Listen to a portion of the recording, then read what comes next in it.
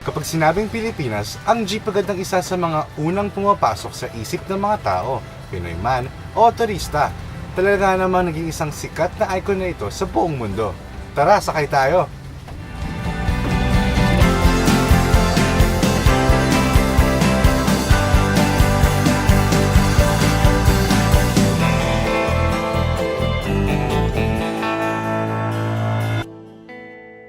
Sa susunod din yung pagsakay ng jeep, subukan ninyong pansinin ang iba't ibang klase ng mga upo. Ang una sa listahan, ang 20 pesos na upo. Sa upong 20 pesos, mapapansin ang mga binti ng pasahero na komportableng nakataas sa upuan. Malaya pang mailalagay ang iyong isang kamay sa rehas ng bintana at yung isa naman ay maaaring nasa iyong dala o kaya na may nakakapit sa hawakan. Excuse me, paupo po.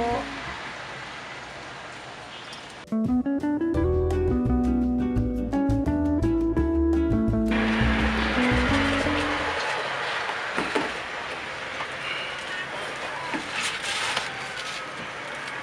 susunod sa listahan, yung mga Bukaka King at Bukaka Queen. Alam nating lahat na ang upuan sa jeep ay yung magkakatabi ang mga tao. Pero hindi naiisip ng mga pasahero na ang pagbukaka nila ay nakakapagdulot ng sobrang pagsikip. Maliban sa upong 20 pesos at sa mga Bukaka King at Bukaka Queen, nandiyan din ang mga pamilyang kangaroo. Naglalayong silang makatipid sa pamasahe nila sa jeep kahit ang mga anak nila ay higanteng-higante na. Ikaw, paano ka umuupo sa jeep?